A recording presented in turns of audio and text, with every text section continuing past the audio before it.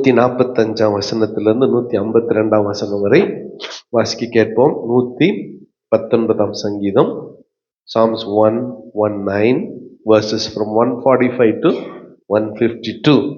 எல்லாம் சேர்ந்து வாசிக்கலாமா?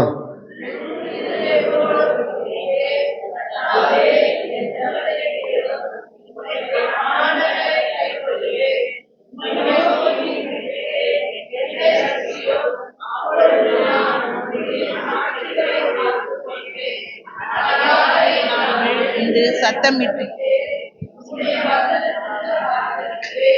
உமது வசனத்தை தியானிக்கும்படி குறித்த ஜாமங்களுக்கு முன்னே என் கண்கள் விழித்துக் கொள்ளும்.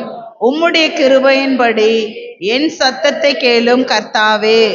உம்முடைய நியாயத்தின்படி என்னை உயிர்ப்பியும். தீவினையை பின்பற்றுகிறவர்கள் சமீபிக்கிறார்கள், அவர்கள் உம்முடைய வேதத்துக்கு தூரமாயிருக்கிறார்கள். கர்த்தாவே, நீ சமீபமாயிருக்கிறீர். உமது கற்பனைகள் எல்லாம் உண்மை.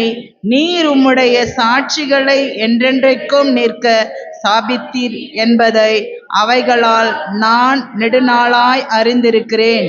ஆமென். கைகளை தட்டி உமக்கு ஆண்டவருக்கு கர்த்தருடைய நாமத்துக்கு மகிமை உண்டாவதாக. இந்த 119 சங்கீதம் 19வது எழுத்து கோப். சொல்லுங்க, கோப். தமிழ்ல அங்க இது சரியா தான் இருக்கு. ஆக்சுவலா காஃபி எப்படி சொல்றோம்? கப். அப்போ அப்படி சொல்ல மாட்டேன், புரியுதா? காஃபிக்கு எப்படி ப்ரொனவுன்ஸ் பண்றோம்? காஃப். அப்படி ப்ரொனவுன்ஸ் பண்ண அறிவிக்கணும். ஓகே, அப்படின்னா குனிந்து,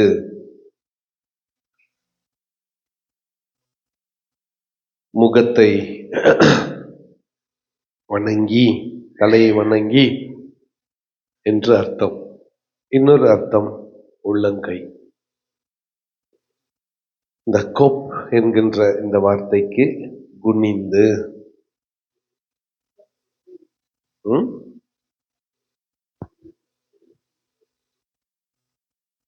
தலை குனிந்து, தலை வணங்கி, குனிந்து, தலை வணங்கி, உள்ளங்கை. இது 19வது எழுத்து.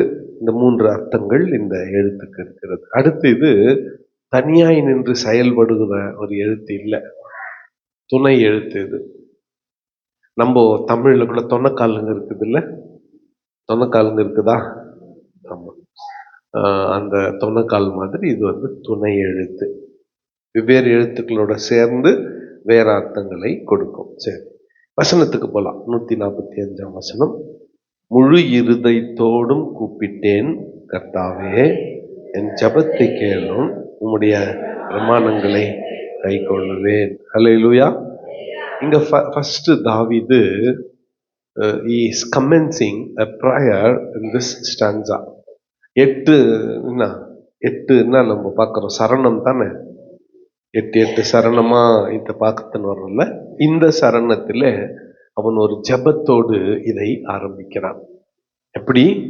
முழு இருதயத்தோடு கூப்பிட்டேன் கர்த்தாவே, என் ஜெபத்தை கேள், உம்முடைய பிரமாணங்களை கை கொள்வேன்.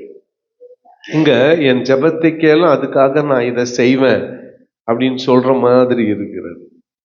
ஆனா உண்மை என்னவென்றால், தாவீதுக்கு கர்த்தருடைய பிரமாணங்களை கை கொள்ளுகிறதிலே மகிழ்ச்சி. கர்த்தருடைய பிரமாணங்களை கை கொள்கிறதிலே தாவீதுக்கு என்ன சொல்லுங்க, பல முறையில சொல்லி இருக்கிறான். உம்முடைய வேதம் என்னுடைய மன மகிழ்ச்சி, உம்முடைய சத்தியம் எனக்கு மகிழ்ச்சி என்று சொல்லி இருக்கிறான். இங்க முழு இருதயத்தோடும் கூப்பிட்டேன் கர்த்தாவே, என் விண்ணப்பத்தை கேளும், உம்முடைய பிரமாணங்களை உம்மை நோக்கி கூப்பிட்டேன், என்னை ரட்சியும். உம்மை நோக்கி கூப்பிட்டேன், என்னை ரட்சியும். அப்பொழுது நான் உம்முடைய சாட்சிகளை அல்லேலூயா, உம்முடைய சாட்சிகளை காத்துக்கொள்வேன். அந்த ஜெபத்தினுடைய தொடர்ச்சி பாருங்க. உம்மை நோக்கி நான் கூப்பிட்டேன், என்னை ரட்சியும். அடுத்து ஜெபத்துல நாம யாரிடத்துல ஜெபிக்கிறோம் என்று தெரிந்து கொள்ள வேண்டும். அருமையான ஆண்டு. நிறைய நேரத்துல நம்ம யாருக்கிட்டோம் ஜெபிக்கிறோம்னு கூட தெரியாத ஜெபம் பண்ணுறோம். உண்மை இதுதான். நம்ம யாருக்கிட்ட ஜெபிக்கிறோம் தெரிஞ்சுன்னு ஜெபம் பண்ணணும். சர்வ வல்லமை படைத்த தேவனாகிய கர்த்தரிடத்தில் நாம் ஜெபிக்கிறோம். We are praying to the Almighty God. சர்வ வல்லமை படைத்த தேவனிடத்திலே ஜெபிக்கிறோம். சர்வ வல்லமை படைத்த தேவனிடத்திலே நாம் ஜெபிப்பது உண்மையானால், நாம் வேண்டிக் கொள்வதை குறித்து நாம் வேண்டிக் கொள்வதற்கு முன்பதாகவே அது நம்முடைய தேவை என்று அவர் அறிந்திருக்கிறார். இயேசுநாதர் சொன்னார், உங்களுடைய தேவை என்னவென்று உங்கள் பரமபிதாவுக்கு தெரியும். ஆகாயத்து பறவைகளை பாருங்கள், அவைகள் விதைக்கிறதும் இல்லை, அறுக்கிறதும் இல்லை, களஞ்சங்களிலே உங்கள் பரமபிதா அவைகளுக்கு பிழை போட்டுக்கிறார். காட்டு புஷ்பங்களை பாருங்கள், சாலமோன் முதலான ராஜாக்கள் அவைகளை போல உடுத்தி இருக்கிறதில்லை. ஆகாரத்துக்காக கவலைப்படாதீங்க, உடைக்காக கவலைப்படாதீங்க. முதலாவது தேவனுடைய அவருடைய அப்பொழுது இயேசுநாதர் மிக தெளிவா நமக்கு அவருடைய மலை பிரசங்கத்துல சொல்லி இருக்கார் எதுக்காக ஜெபம் பண்ணோம்னுட்டு. நம்ம ஜெபம் இன்னும் அரிசி பருப்புக்காகவே இருக்குது. அது ரசிக்கப்பட்ட ஆரம்பத்துல ஆண்டவர் அப்பா ஆசிரதி, அம்மா ஆசிரதி, தாத்தா ஆசிரதி, ஆயா ஆசிரதி, சித்தப்பா தன்னப்பா ஆசிரதி, அந்தப்பா ஆசிரதின்னு வரிசையா ஜெபம் பண்ண நாள் உண்டு. அப்ப நான் 5 வயசு, எனக்கு இப்ப 57 வயசுக்கும் அப்ப இப்போ நான் எங்க அப்பா ஆசிரதி, எங்க அம்மா ஆசிரதி அப்படின்னு சொல்லணும்தா தகுமா? உன் தேவைகளை ஏற்கனவே சந்தித்து இருக்கிறார். அப்ப தேவைகளுக்காக ஜெபிக்கிறது என்ன பண்ணிடணும்? விட்டுறணும். உம்மை நோக்கி கூப்பிட்டேன், என்னை ரட்சியும், சேவ் மீ லார்ட். இந்த ரட்சிப்புன்ற வார்த்தை ஏற்கனவே நான் சொன்னேன், ஹோலிஸ்டிக் வேர்ட். ஆவி, ஆத்மா, சரீரத்துல மூணுக்கும். சரீரத்துக்கு பலன் வேண்டும், எனக்கு சுகம் தாரும் ஆண்டவரே. என் ஆத்மா பரலோகத்தை போய் சேர வேண்டும், எனக்கு அந்த நித்திய வாழ்வை தாரும் ஆண்டவரே. ஜபத்துல என்ன மேல் நோக்கி, நம்முடைய ஜபம் மேல் நோக்கி செல்ல வேண்டும். நெக்ஸ்ட் லெவலுக்கு போனோம், அடுத்த லெவலுக்கு போனோம். கேள்விப்பட்டுக்கிறீங்களே இந்த வார்த்தை? வேற லெவலு. ஜபத்துல கூட என்ன பண்ணணும்? வேற லெவலுக்கு போனோம். 147ஆம் வசனத்துல, அதிகாலையில் நான் எழுந்து சத்தமிட்டேன், உம்முடைய வசனத்துக்கு காத்திருக்கிறேன். ஹல்லேலூயா. ஒரு ஹல்லேலூயா சொல்லுங்க. உண்மையாகவே இந்த ஜெனரேஷன், என்னோட ஜெனரேஷன், எனக்கு பின்னால காலை ஜபத்தை இழந்து விட்டது மாதிரி தெரிகிறது, ரியலி. ஆனா எனக்கு முந்தைய ஜெனரேஷன், எங்க பாட்டி காலத்துல எடுத்துக்கலாம்னு வச்சுக்கலாமே, அவங்க காலத்துல காலையில 5 மணிக்கு எந்த சர்ச்சுக்காரனா இருக்கட்டும், அந்த வழியா போனா அந்த வீட்டுல ஜெபம் பண்றது கேட்கும். எந்த சர்ச்சுக்காரனா இருக்கட்டும், வெறும் பிலடெல்பியா சர்ச்சுன்னு நான் சொல்ல, வெறும் அங்க போனவங்க மட்டும் சொல்ல, எந்த சபைக்காரா இருந்தாலும் சரி, காலையில போனாக்கா அந்த வீட்டுல இருந்து என்ன சத்தம் கேட்கும்? பாட்டு சத்தம் கேட்கும், ஜபம் சத்தம் கேட்கும். இப்பெல்லாம் அது கேட்க மாட்டேங்குது. ஜபத்தை குறித்த ஒரு உணர்வு இப்ப இல்லை, ஒரு ஆர்வம் இப்ப காணோம். கொஞ்சம் நம்ம ஏற்படுத்தணும். ஜபத்தை குறித்த ஒரு ஆர்வம் குடும்பத்துல ஏற்படுத்தணும். ஜபத்தை குறித்த ஆர்வம் ஒரு சபையில ஏற்படுத்தணும். நம்ம மத்தியிலே ஜபத்தை குறித்த ஆர்வம் வர வேண்டும். தாவீது சொல்றான், அதிகாலையில் நான் எழுந்து சத்தமிட்டேன், உம்முடைய வசனத்துக்கு காத்திருக்கிறேன். உம்முடைய வசனத்தை தியானிக்கும்படி குறித்த ஜாமங்களுக்கு முன்னே என் கண்கள் விழித்து கொள்ளும். ஹல்லேலூயா. ஒரு ஹல்லேலூயா சொல்லுங்க. குறித்த ஜாமத்துக்கு முன்னே என் கண்கள் விழித்து கொள்ளும். இது என்ன, ஜாமக்காரரு ராத்திரியில விழிச்சுன்னு இருப்பாங்க, ராஜா தூங்கினுங்கணும். ராஜாக்கு டிஸ்டர்ப் ஆகக்கூடாது, யாரும் ராஜாவை தொந்தரவு பண்ணக்கூடாது. அவர் தூங்குறாரு, அவர் ரெஸ்ட் எடுத்துங்கிறாரு. இப்ப ஜாமக்காரருடைய வேலை சத்தம் போடாம டியூட்டி மாத்தணும். 10ல இருந்து 12, சிலர் 12லேருந்து 2 மணி வரலாம் சிலர், 2 மணிலேருந்து 4 மணி வரலாம் சிலர், 4 மணிலேருந்து 6 மணி வரலாம். ஒரு கேங்கா என்ன பண்ணணும்? காவல் காக்கணும். தாவீது சொல்றான், அவனுங்க முழிச்சுக்கிறதுக்கு முன்னாலேயே, அந்த ஜாமங்கள் மாறுறதுக்கு முன்னாலேயே நான் எழுந்து என்ன பண்றேன்? கர்த்தரை நோக்கி வேண்டுதல் செய்கிறேன். என் குறித்த ஜாமங்களுக்கு முன்பதாகவே என் கண்கள் விழித்து கொள்ளும். சரியா சொல்லட்டுமா? அலாரம் வச்சுட்டு படுக்குவேன். காலையில் ஏஞ்சி பைபிள் படிக்கணும்ட்டு அலாரம் அடிக்கிறதுக்கு முன்னாலே ஏஞ்சி வேதத்தை வாசித்துக்கணும். அதான் அவன் சொல்றான். இவ்வளவு அவன் ஆண்டவருடைய வசனத்தை நேசித்திருக்க வேண்டும். பாருங்கள், உடைய கிருபையின்படி என் சத்தத்தை கேளும், கர்த்தாவே உம்முடைய நியாயத்தின்படி என்னை உயிர்ப்பியும்.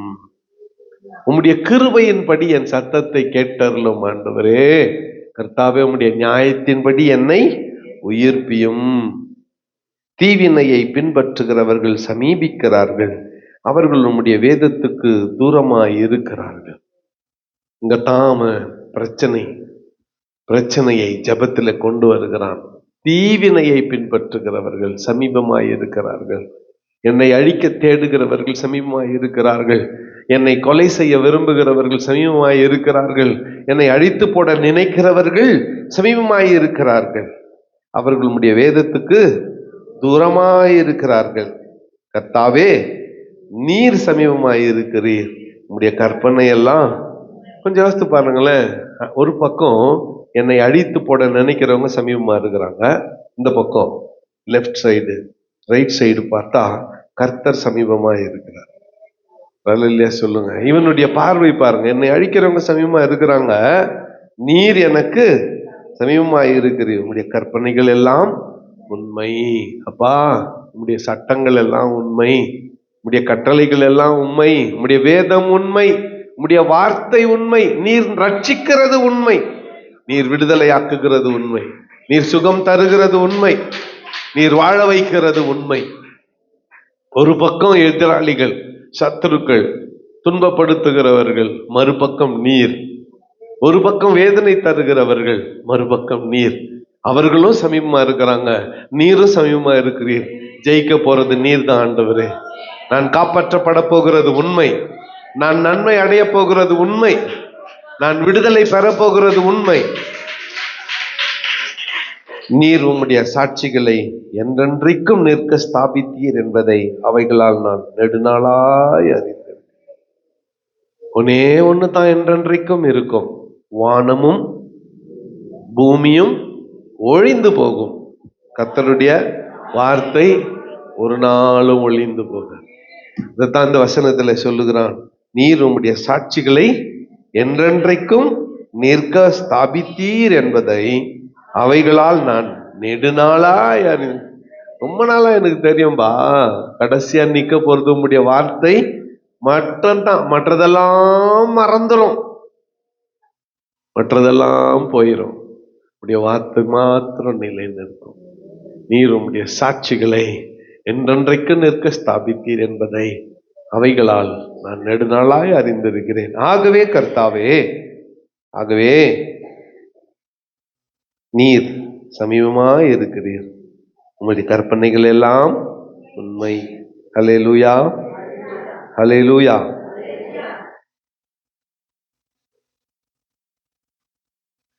நூத்தி 49ஆம் வசனம் எல்லாம் சேர்ந்து வாசித்து நிறைவு செய்யலாம்.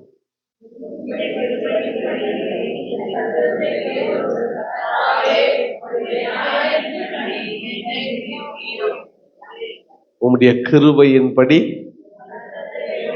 உம்முடைய நியாயத்தின்படி என்னை இது நம்முடைய ஜபமாய் இன்றைக்கு இருக்கட்டும். அப்பா, உடைய கிருபையின்படி என் சத்தத்தை கேளு, எனக்கு ஒரு பதிலை தாங்க, எனக்கு ஒரு விடுதலையை தாங்க, எனக்கு ஒரு சுகத்தை தாங்க. என் பலவீனத்திலே உம்முடைய பலன் பூரணமாய் விளங்கட்டும் ஆண்டவரே. கண்களை மூடி கைகளை உயர்த்தி வாயை திறந்து கர்த்தரை ஸ்தோத்திரம் பண்ணலாம். அப்பா, எனக்கு உதவி செய்தரலாம், எனக்கு நன்மை செய்தரலாம். உம்முடைய கிருபையின்படி என் சத்தத்தை கேட்ட